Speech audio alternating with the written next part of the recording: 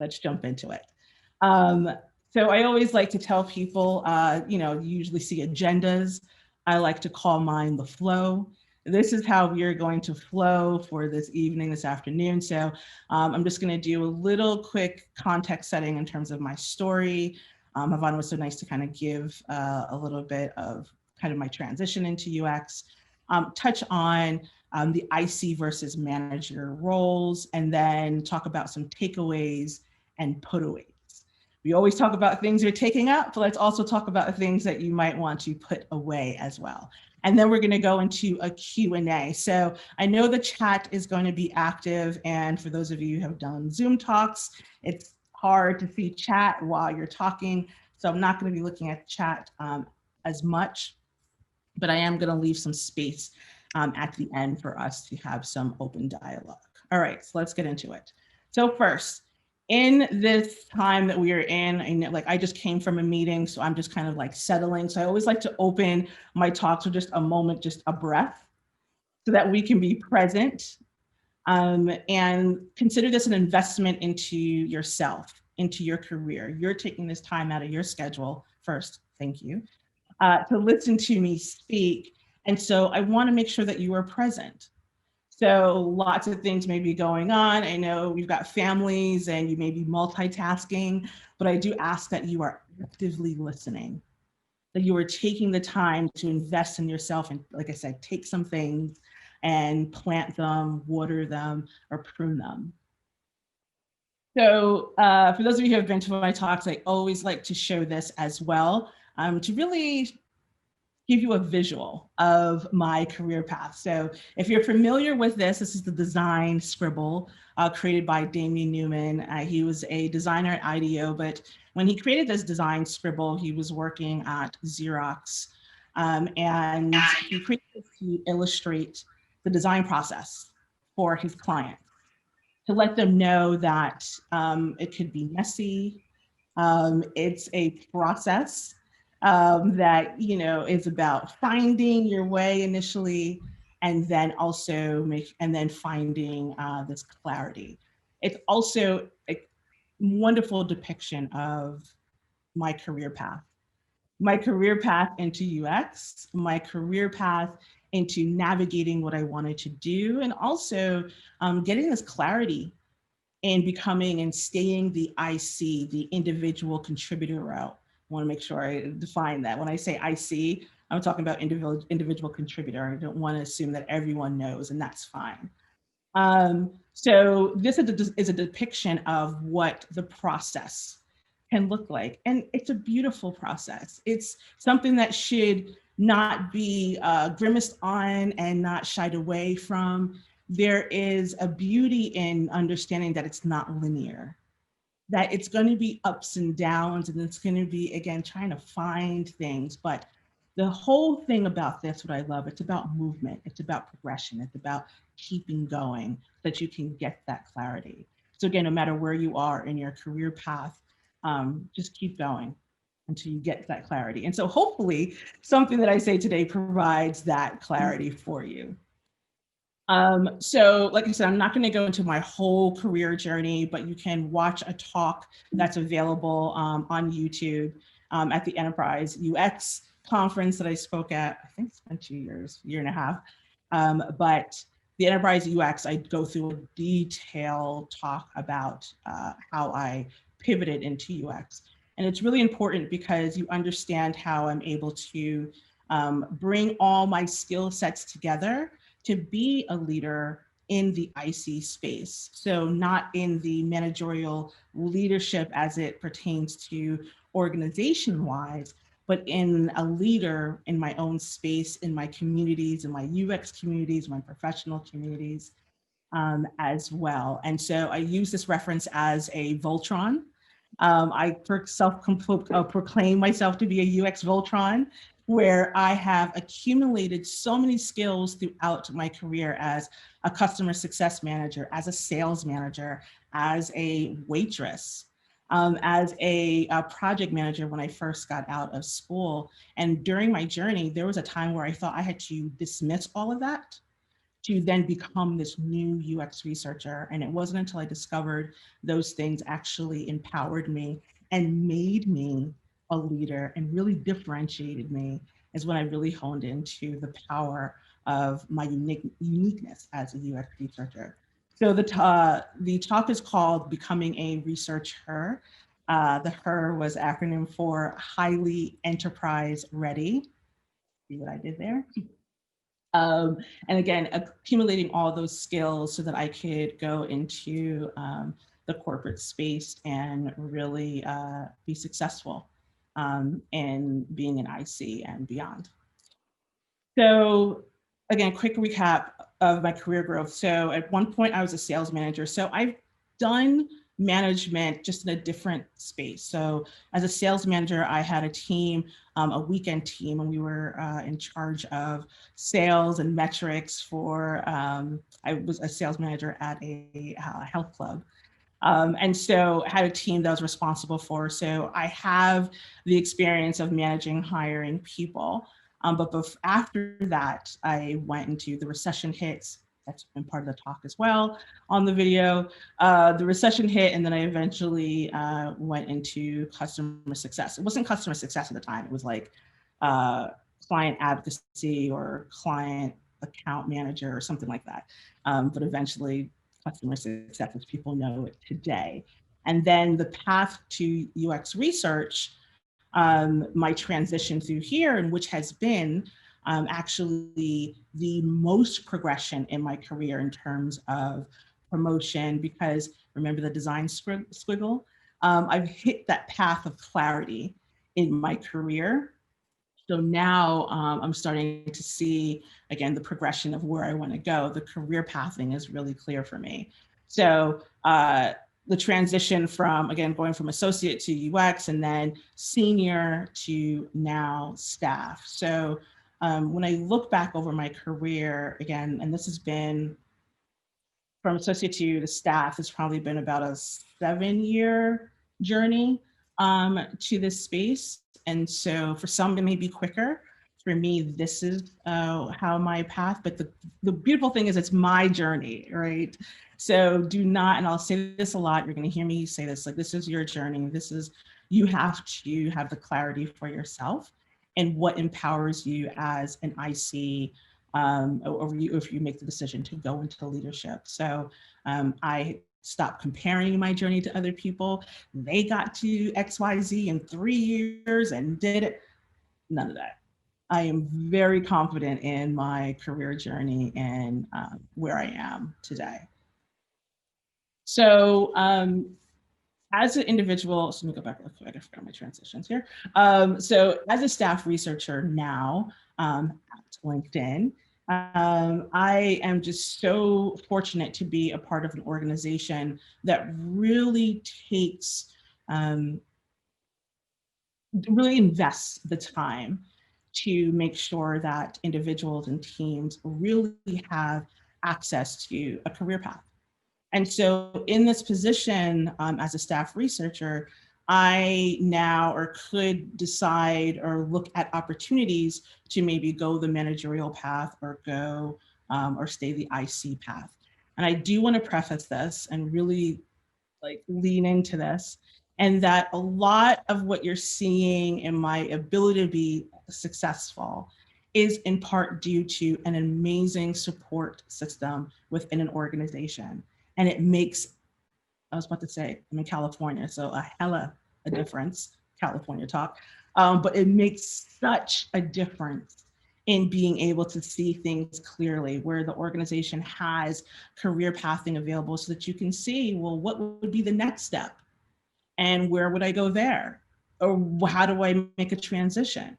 And so if you don't have that, or that's something that your organization has not made visible, I encourage you to make sure that you are having those conversations with your managers, with your organizations, to make sure that there is a clear understanding of what career growth may look like.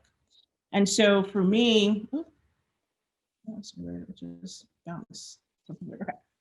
So for me, the kind of split in the road where I could kind of go either way was, again, the individual contributor or the manager role. And in each one of these paths, there were these clear understandings of what could be the progression. And like I said, that makes a world of difference when you're having these career conversations with your managers, with your directors of what you want to do next. So having that type of environment makes these conversations a lot easier. And so if I wanted to stay the individual contributor route, I was able to see how I could be impactful. And within these stages, they're really clearly defined of what it takes to get there and what the expectations are to stay in these positions. Again, you want the clarity of what it takes to get there and what it takes to stay there. So make sure that you're asking these questions, or at least making sure the organization has those a lot visible. And then a managerial path and understanding. And these are different examples. These are not etched in stone. All these can change, and these look different in every organization and in every company, right? So there are some companies that just level off, or they don't have these multiple levels.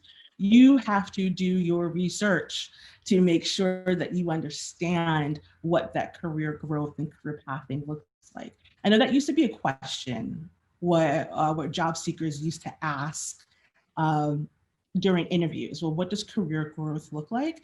And I would just empower you as candidates to be really explicit about asking, can you describe what someone's growth could look like in 3 to 5 years? Understand that everyone's different, but you want to make sure that you feel empowered to ask your future employer, hey, what does this look like? What does my career look like in 5 years here? If I wanted to stay as an individual contributor. You can also do your research on LinkedIn to see people in those roles, to see if there has been progression, if there has been growth where people have been able to, again, find success as individual contributors where they're able to grow in these positions instead of making leaps over to the manager side. So takeaway here, make sure you have clear understanding of where you can grow as an individual contributor as well, so that you can have that clarity of what you need to do. And then, you can make that decision of what's next. And so I want to just highlight really quick. So at the bare minimum, the most lamest terms of when people ask, like, well, what's the difference? I just keep it real simple as an individual contributor. In this sense, you wouldn't have direct reports, people that report to you, people that you're responsible for in terms of hiring or managing. And then as a manager, you have direct reports. There's a lot of people development, there's managing and things like that. So that's just the cleanest way to create the distinction between the two. So in this kind of decision of making the transition to either stay as an individual contributor or as a manager, like I said, a lot of this was around having a support system, having conversations with my manager, having a great structure in place, and having these maps, career maps that you can look at. I also, this is a really important step, in making sure people realize that not everyone should be managers. And I'm going to say that very slowly. And again, not everyone should be managers, but because the way that systems are set up, and I'm saying this holistically, I'm just in general, not just in UX, I'm just saying in general. Think about your career over time. I mean, even from high school, I can look back and just be like, that was not a good manager.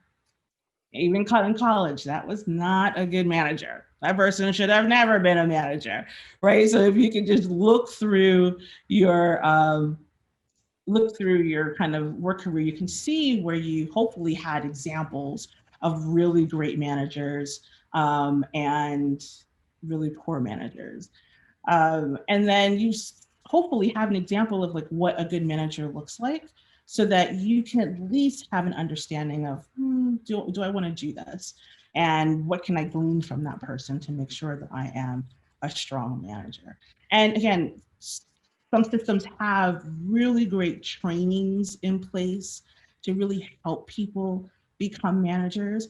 But one thing that I've seen just over my long career of working is that unfortunately the systems have been just kind of set up in a way for you to think that you are just supposed to go to management in order to show progression in your career.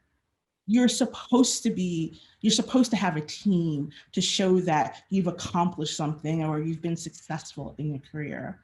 And that's something a couple of years ago I really started to sit back and understand, like, that for me, again, this is not a prescriptive talk, but that for me did not seem like it should be the only way. There has to be this level of clarity of you can be successful as an individual contributor, as a subject matter expert in your field, without having to feel like you have to manage a team. Now, again, I've been a manager before, so I know what it's like to manage a team. So it wasn't something that I was necessarily like, oh, I have to do, but I just by default programmed, oh, I should be on the manager path.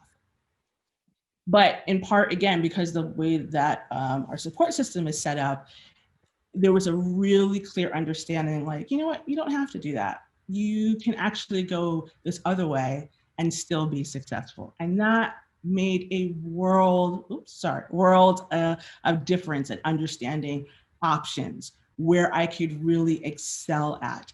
You will see over and over in companies and organizations and structures where, by default, people are just shuffled into management because that's the only place they can put them, because there's no progression for people to grow as individual contributors. So there's a lot of things that need to be done in industry as a whole to really help break up this system that has been in place for a long time to think that managers are the only career path that you can have to be successful. Now, let me say this, especially people of color, my Black people, and like, there is definite need for leadership. Yes, we need leadership in these C-suites and beyond, and managers and directors and VPs, 100%. Yes. But what I'm saying is there's also opportunity to be successful in the IC. And it helps break up the rat race of people always trying to get at the manager position, get at the manager position. When you look at the numbers, you can see, I mean, I've been at companies where, people who are managers were there for 10, 15 years and they were not moving. So the likelihood of you even becoming a manager, I mean, I'm not saying you wanted, but something would have had to have happened where that person had to leave. And then you've got all these people vying for that one position. The numbers are just not there. So allow yourself that breadth of opportunity where you can grow in other spaces. And really have this conversation with yourself, right? Where do you want to go? What does your career look like in start with present time? What do you want to be doing now? What do you want to be doing in 3 to 5 years? And I will say that my experience in understanding people who manage, it's an investment of time to be able to be a manager, right? To really develop people. Like, good managers are the ones who invest in people development. And that takes time. There is a level of being available that as a manager you have to be, and being able to, advocate for your teams and things like that. And it's a huge investment. So does that line up with where you want to go? Do you have that type of room and flexibility to be able to invest that type of time, not just in yourself, but in other people? And those are those hard questions that you really, really have to look at. So I saw this question, which is really good, and I'm going to get to that. So where do you want to go? Now, if this is you, and if you know what this is, go ahead and drop down what this is, drop it in the chat. Where the money died. This is it. Yes. So listen, we don't talk about this enough, right? let's keep it 100. That's what you're gonna get from me all the time, keeping it real. I told you it's hard facts and truth telling. If that is your motivation for management, and again, the way that systems are usually set up, managers have much bigger bumps in pay.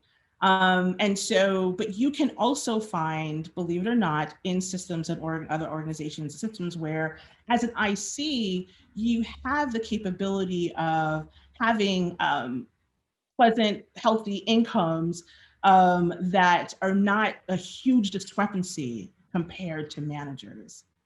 And as time goes on, I think you're seeing a lot more, especially in the design world, you're seeing a lot more salary um, information where people are starting to share their salary information because they want to make sure that there is equity being shared across, demographics, and people are not being shorted. And so, especially with my Black women and things like that, we are definitely want to make sure that we are being paid the same amount with our peers. So salary um, visibility has been really good, right? And so you're going to start seeing that people, yeah. So I forgot to say, I know that some people don't know, but you'll get the meme. So you'll actually see in the IC world and the IC track where people are actually doing quite well, because especially when you get up to like principal levels, like those subject matter experts are like, not that you can't be a subject matter expert before, I want to talk about that, but you really start understanding that it's not just about the paper trail, right? That you can actually look at other ways to achieve that type of salary increase as an IC as well. Again, this takes research, this takes investment, but I want to just, again, kind of take that, not the myth, but also just let you know that if the money reside is the main goal, it does not only have to be the manager path as well. Excellent. Um, and so for me, in terms of where I wanted to go with my career when I was looking at that IC versus manager route, the main thing for me was I needed to make sure that no matter what I was doing, that I had the ability to thrive and to flourish, period. And so in order to do that with the things that I wanted to do, I needed to make sure that I had that space to be able to thrive and to flourish. Not to say that I couldn't do it from the manager side, but again, understanding that that is an investment in people. That's a lot, because I understand what it looks like to have amazing managers who really invest their time, and what I wanted to do and all the things that I had going on. It wouldn't be fair to the other people. And you have to have that real talk with yourself, that assessment of yourself, and just really go through, like, is this something, do I just want to go to the manager route because that's what I've been told? Some people are in a manager position because they just want to feel like they're in charge. They just want to, like, dictate to people. And you see this all the time. They have no people skills. They just want the title. And I love people too much to do that to other people. So thriving and flourishing were part of my, where do I want to go? What do I want to do? So you have to make the understanding of what does success look like for you, and how do you get there? How do you achieve that? Does leadership mean that you have to have a title? And for me, it was no, I don't have a title. I don't need to have a title. And what I love to do as well, and I keep it real with myself, I refer to myself as Renee a lot. So insert your name. Sometimes it's just hearing your name to be able to say, what does success look like for Renee? What does success look like for Yolanda? What does success look like for Amy, Vanna? I'm just calling out the names. Melanie. What does success look like for Leslie? What does success look like for Melanie? Like, you have to be able to be really firm with yourself and just be like, listen, this is probably not it. So success for me at the time still is, I just built a community outside of work as well. So I was able to take the knowledge as a UX researcher and apply it to different spaces, not just internally, but externally too. So just a couple of the snapshots of conferences, talks, webinars, YouTube chats, panels, moderation. That's where I saw where I could thrive as well as what I was doing in my day-to-day. And so would I be able to thrive and be successful in doing these things, like a talk like this, as a manager? And that's probably, I probably would not. I would not be successful. And what's so great about that, again, being very candid and very real with yourself and talking with managers in terms of career pathing, it's also even recognizing that, hey, Renee, you are on the go. You are doing a lot of things.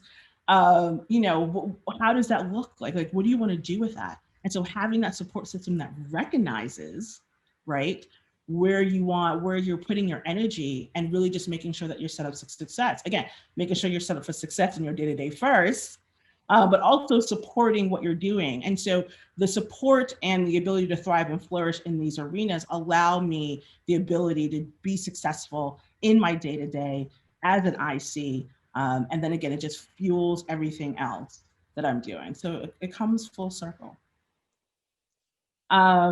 Again, more chats and talks. So all the things. All right, so let's go into kind of some steps, recommendations that have worked for me and understanding the power of being a leader as an IC or IC leadership, as we call it. So first and foremost, you have to be able to find your voice. And what do I mean by that?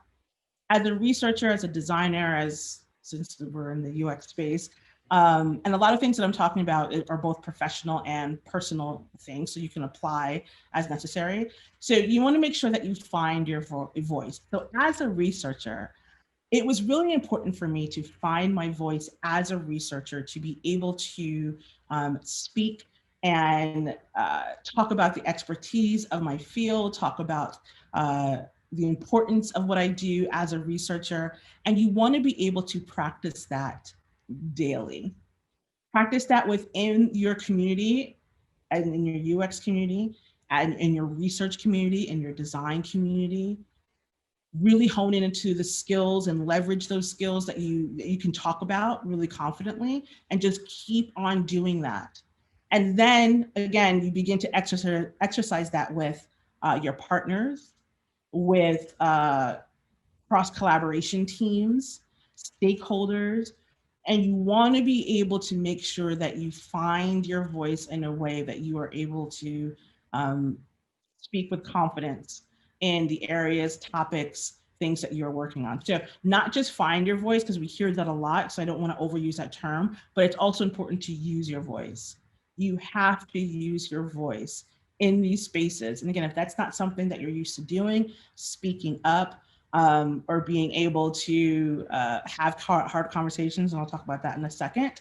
Again, start in smaller communities where you are able to speak on topics, the things that you're passionate about, especially in the discipline that you are in. So these are the two kind of bedrock things that I always measure what I'm doing. Are the things that I'm doing elevating me? Are the things that I'm doing amplifying what I need to do? And so as an IC, I want to make sure that I'm creating this space where is my work amplifying? Am I being elevated? And so I always use this as a measuring stick, again, to elevate and amplify my work and elevate and amplify my worth. Again, without title, without, someone saying you are VP or something, I am making sure that I am elevating and amplifying my work and elevating and amplifying my worth. So use this gem as you go about your days to kind of, again, as a measuring stick, as you look in your work, how do I elevate and amplify my work that's really going to help me be seen as a leader? How am I elevating and amplifying my worth to make sure that people understand that I am a leader in this space without title? So level up your work with subject matter expertise. So again, these are kind of like anecdotal things that you can do. What do I mean by that? If you're in a domain right now and you are in a particular product space, industry space, lean into that thing. And you want to make sure that you have that subject matter expertise. If you're a designer, do your research. If you're a research, do your research. If you're a content writer, do your research, and just do it to the point where you can speak to not just what you're doing to in that you're not just speaking to what's happening within the four walls of your company, but you can speak to what's happening outside the four walls in the industry, in the society, in academia, things like that. And again, this is an investment, but when you can lean into those areas where you can really help level up your work to not just talk about those things that are really into where you're just not just looking at you in the minute things of your day to day, but you're broadening your knowledge and understanding of the things that you're working on so that you can bring in that information. Your conversations with your peers, with your stakeholders, with your partners begin to change. They begin to look at you like, hey, do you know any information about this? Or have you heard about this? Because you are beginning to project that type of subject matter expertise. So level up your work with really leaning into information. So yes, where do you get that kind of source of information? You can look at, I saw someone post something about Nielsen Norman, Medium. Medium sometimes, like everyone's an expert in Medium, I feel like. So you have to really, I call it the sponge effect, squeeze out the things that are just kind of like yada, yada, yada. A lot of people just kind of repackage things over and over. Interaction Design Foundation, yes, amazing recommendation there and resource there. So definitely become a subject, or SME as we call it, in the areas that you're looking at. Get broader visibility into your projects. This is something that I had to learn over time. There was a time where I was just, I don't know what it was. Like, I was just like, I did this thing, I'm going to keep it in the box and I'm just going to like show it when I'm ready. And then I'm going to show it to this small team, then it's done. And how do you let people know who you are, what you're capable of, and your strengths and your skills if you're not amplifying your work? And so as UX people, we should be thinking holistically about the work that we're doing.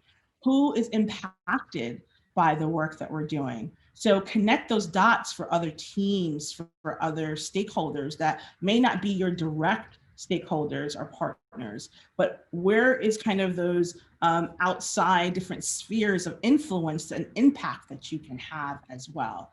And so this works really well in like larger organizations, but you can actually look at possibilities to share your work with teams like finance. If there's something that you're doing right in the work, and it's just like, this makes sense if finance understands how, and I'm just being facetious, but not facetious, but just giving an example, but you have to just think broader.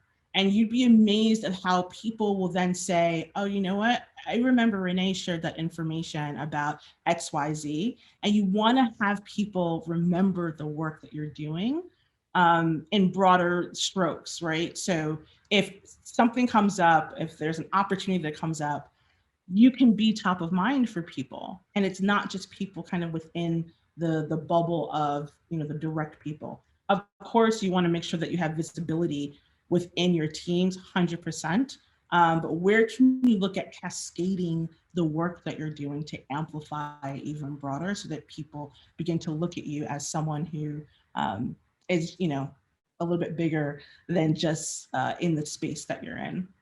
This also works as well if you have a great support system where you have managers and teams that can help amplify your work for you as well, that can mention your names and spaces where you may not be, but they can help amplify. So if you have all these different areas where you're doing it, someone else is doing it, you begin to project. There's a joke amongst a lot of people that are like, Renee knows everyone. Renee literally knows everyone. And I wouldn't say that's not by accident, but there's a reason, because it's just making sure that those seeds are planted in different spaces with different people. And so as those seeds are planted, as they begin to grow, and then the fruits begin to bear, people are just like, oh, okay, Renee, let's hit Renee for that thing, because I remember her planting that seed. See what I'm saying? So advocate for your work and for good UX. I'm going to lean in on this. Advocate for your work and for good UX. As researchers and designers, as you are going through the tactical things and completing the tasks, creating the concepts, doing the report, and you've invested this time into the work that you're doing, advocate for your work. You've done this work, right? You want to make sure that people understand it, that people see it, but also you want to make sure that you're advocating for good UX as an industry expert, as an industry practitioner. This is something that should be done on the day-to-day. Don't get into, and I talk about this a lot, like the production work of things. You're handed a task, you do the task, and that's it. You get a project, you hand the project, that's it, and you're on to the next thing without no strategic understanding of how do I make this work and connect it to all the other things that I'm doing. You want to make sure that you are advocating for good UX within your organization, with your team. And this is where those hard conversations come about. And this is where, honestly, the leadership begins to show really well, because you're able to have those conversations and create that advocacy where things are not what people may want to see, that it's not what they are expecting them, but you are grounded in your quality of work to say, this is what we have, and be able to, like I said, have those hard conversations. It's also important to be able to have those conversations not by yourself, right? Look where you can get other people to help champion for good UX. This has become really beneficial. One of the things I love what we do as a team is when multiple researchers are in the room. It makes such a difference when you're able to address things that may be a little bit harder with your partners that may be difficult, or your stakeholders. Have other people, even if the designer, right? If you want to, push back on a concept that, a product manager or something, team up with a researcher and just say, hey, can we be on one accord here? Can we be in lockstep to be able to deliver this? So you don't have to do it by yourself, right? Find other people that can help amplify your work, amplify and advocate for your work, and also for good UX. We need good UX friends, right? Can we all agree that we want good UX? We want to do good work. It wouldn't be a Renee talk without at least one Zora Neale Hurston quote. So research is a formalized curiosity. It is poking and prying with a purpose. You have to just remember that what you're doing has purpose. It's not throwaway. And like I said, this is where you don't do that production. This is purposeful work. And what I love about Zora, and again, someone mentioned this as well, she was an anthropologist. She was an ethnographic researcher extraordinaire. And she has just done amazing work and knew that she was doing it before her time, and is not celebrated enough. She just had a birthday, but not celebrated enough. But this quote is just so impactful, because I want people to understand what you're doing has purpose, your designs, your research. And so you want to be able to lean into that work and know that what you're doing is impactful. Okay, so amplify and make sure that you're looking at your work. And now let's talk about your worth, excuse me. So let's do a time check real quick. Great. So elevate and amplify your worth. So what does that mean? Hone into what makes you uniquely you in UX. Again, like I said, this could be for professional or personal, but because we're in our UX space. What makes you a unique designer? What makes you a unique researcher? We can all learn the skills, we can all learn the methodologies, we can all learn the tools, Figma, Sketch, all those things. But how are you differentiating yourself? What makes you not the cookie? We can all go to the same boot camps and things like that, but how are you leveraging you? That is where you begin to understand the depth of your worth, where you are now cultivating these unique skill sets that no one else has. Listen, I just have not met many researchers that have had kind of this interesting path. Now, I know people pivot, but I know I can own my journey and own my story coming from a sales background, a project management background, a hostess background. This is after graduation, by the way. This was not in college. I was a hostess post undergrad. So that's a whole story in itself. So I can hone in, remember, UX Voltron, can hone in those skills and make sure that I bring those as a UX researcher to really help up the value and understanding. Like, as a leader, this is what I'm able to share with you and give to you without having to feel like I need to have a position that makes that's the differentiator. Now, I know as a UX researcher who has done X, Y, Z, that I am bringing something different to the table, and I can speak to that, I can hone into that, and I can leverage that to really become a subject matter expert and a leader in my space.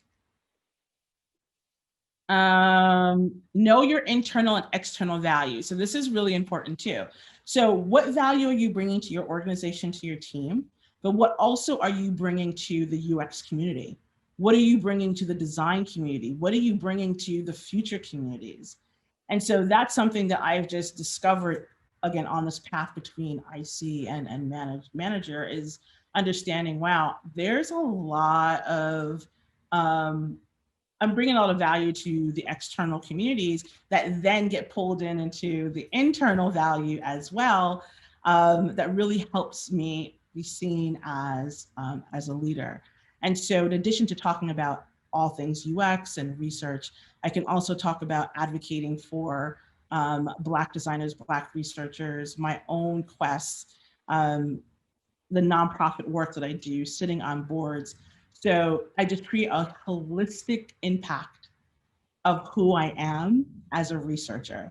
So it's not just in a box of I'm part of this company and that is it, but I am also part of a larger collective of influence. And so when you look at that, you can see, oh, wow, the value, right? So leadership can also expand outside of the four walls of the company that you are in as well. I love this quote by Arlen Hamilton, so founder of Backstage Capital. She really talks about being the money. And what she means by that is, and you'll see the quote here, something about what you've put into place continues to help your money and assets work for you, even when you're not working. Remember I told you about planting the seeds and watering the seeds in other spaces? People begin to then see and understand your worth from other levels, from other points of interest. So it's not just singular. You really begin to show your flexibility in how you're able to show up as an individual contributor to the team that you are part of, the organization. And so that value begins to really take multiple forms. And then finally, just give yourself permission. Give yourself permission to really be okay with staying the individual contributor route. Again, a lot of times it's just about being programmed to think that the managerial route is the only route that you're supposed to go. But give yourself permission to be like, no, I am going to be able to excel in this position, in this role, in this career path, and be the subject matter expert in my space and be seen as a leader, to be able to be accessed or asked to do a talk, to be reached out to multiple things. But you, again, going back to what does success look like for you, you need to make sure that's very, very clear for you. And then just give yourself permission. And I'll also say this, I have this caveat, give yourself permission with some guidance as well, right? If you decide that's what you want to do, it's always great to have, a support system, especially with your managers and your organizations, that can help get you on that path of what you want to be, especially in the IC space. So quick review, all the things, again, elevate and amplify your work and your worth. And here's the thing, you don't have to do all these things at the same time. Pick one, lean into one. If it's just doing a retro of your journey and like how you got here, that could be the story that changes, that empowers you to be a leader in your space. Again, visibility, if you want to make sure that you are elevating and amplifying your work so that people really see you as a subject matter expert, what can you do to make sure that you get bigger, broader visibility into the work and the projects that you're doing so that you can create more impact and influence? Huge determination in terms of how people see you as a leader, when you are able to start creating those impacts and influences. And for me, I'm always coming back to this. I've got to make sure that I am thriving and flourishing. I've got to check myself. Does this make me thrive? Does this thrive? Does this make me flourish? And being a space like this, I can thrive in this space. I see the energy in the chat. And so I love to be able to show up and be a leader, and to be able to speak authentically on my journeys and my experiences to help empower people. That's how I love to show up and thrive and flourish. Okay, if you have your phones, if we're not connected already, if you have your phones readily available, go ahead and open up your camera, your phone, I think iPhone, you can just open up your camera and scan the QR code. If you have your LinkedIn app, go to your LinkedIn app and click into the search bar. You'll see a little doohickey QR code. Click on the QR code there. It'll open up your camera. If you've used it already, it'll just open up the camera. You may have to ask for or give permission. Scan the QR code, and you will be brought to my page. You also, if you haven't used this feature before, you have your own QR code. So I can't tell you how many people are like, my presentation just leveled up because I threw this in my presentation, and people were like, oh my gosh, I didn't know you could do that. I'm telling you, just the little things. So you have your own QR code as well in the LinkedIn feature. When you scan it, you'll also see at the top, you see my code. Click on that and you're able to download your own code. I'll tell you, it's the little things. And this feature has been, and it's a feature that I helped create. So I'm always showing it off. It's been around for a while, but people still don't know about it, which is fine. There's a discovery issue, you know. But glad to always be educating people on the app. And then there's my contact information as well across all the social medias, Twitter, my website, and Instagram. And as Havana so graciously mentioned, check me out on Tech Rap Queen, my podcast on all things tech design and culture. I have rap sessions with some amazing industry people. Ovetta Sampson from Microsoft. She's just an incredible leader. She did years at IDEO. Georgia Para from the design firm Pentagram, the world-renowned design firm Pentagram, and more. So I just wrapped up season 1. Season 2 is released in February. So keep growing, just keep going, keep growing in your careers and in your day-to-day. Amazing.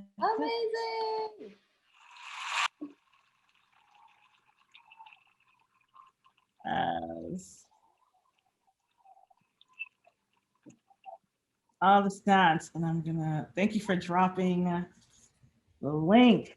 Thank you. Oh my God. Thank you so much, Renee. That was so great. Do you have a moment to take on a couple of questions? You got some really solid questions in here. Yeah. Where's the Q&A? Well, if you wanted to join the Q&A and check that out, you should have been there. Ladies at UX ATL has meetups every third Thursday of every month, and we cover some awesome topics. Go to meetup.com to check out our upcoming events for 2021. And why should you join if we're going to put it up on our channel like this? Well, Ladies at UX ATL does icebreaker sessions where you can actually meet and network virtually. So we like to continue that networking aspect of meetups. It also, you learn about job openings, you learn about speaker opportunities, you learn about community announcements when you join the actual meetup. And finally, you get to take part in Q&As with the actual speaker.